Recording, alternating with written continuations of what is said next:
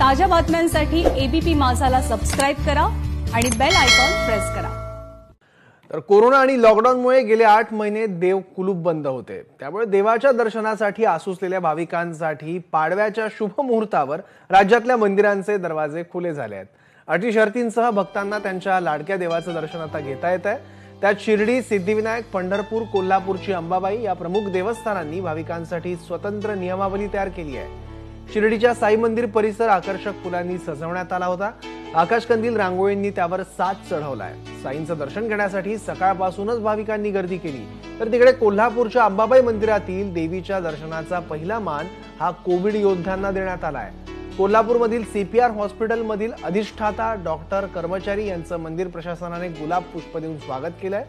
पंढरपूरच्या श्री विठ्ठल रुक्मिणी मंदिर समितीने दिवाळी, पाडवा, भाऊबीज या सणाचं औचित्य साधत फुलांची आकर्षक सजावट केली आहे। या फुलांच्या सजावटीत देवाचं लोभ स्वरूप भाविकांनी डोळ्यात साठवलं। कुलस्वामिनी तुळजाभवानीच्या दर्शनासाठी भाविकांनी गर्दी केली होती।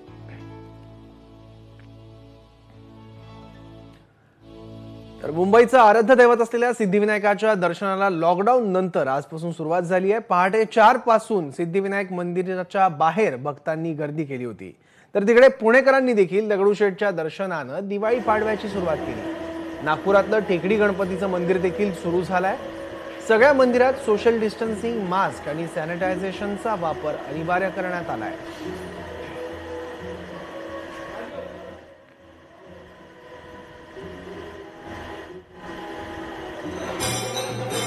मुंबईतलं सिद्धिविनायक असेल, पुण्यातलं दगडूशेठ, नागपूरचं प्रसिद्ध टेकडी गणेश मंदिर, तिन्ही मंदिरात आज भाविक दर्शनासाठी मोठ्या संख्येने आली होती।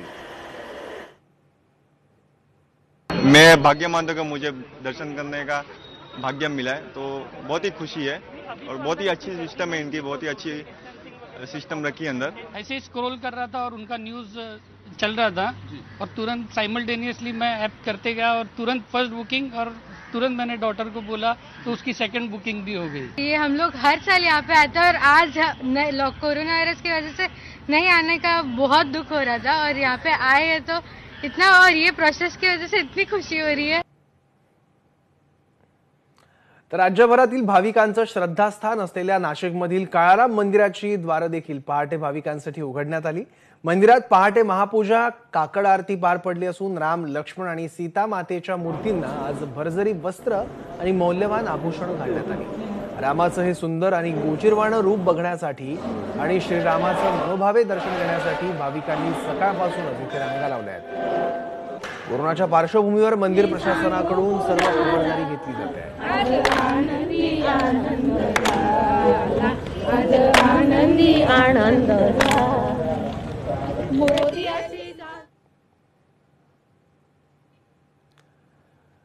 तर नाशिकमधल्या भक्तांचा आनंद आपण बघितला। पाडव्याच्या मुहूर्त साधत आज राज्यभरातील मंदिरे भाविकांसाठी खुली झाली आहेत। त्यामुळे रामकुंडावर गोदावरीची महाआरती करण्यात आली। पुरोहित संघ, साधू संत या महाआरतीमध्ये सहभागी झाले। दिव्यांच्या रोषणाईनं गोदाकाठ उजळून निघाला। सकाळी मंदिर प्रवेश आणि आता महाआरती करून साधू संतांनी आनंदोत्सव साजरा केला। आरती अभी बाजू में रख दो और अपने आम के बाजू से प्रदक्षिणा करो। यानी कहानी के पापाणी जन्मांतरम परमेश्वरी गदम पापम गदम दुखम गदम दारिद्र्यमेव। और एक बार याद छोड़ना, तत्सद कृष्णार्पणमस्तु, तत्सद ब्रह्मार्पणमस्तु। गंगा गोदावरी धर्म की अधर्म का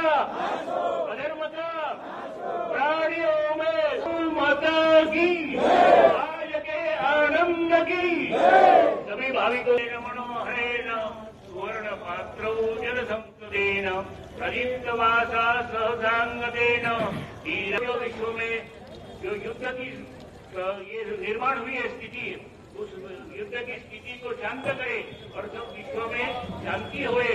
ईश्वर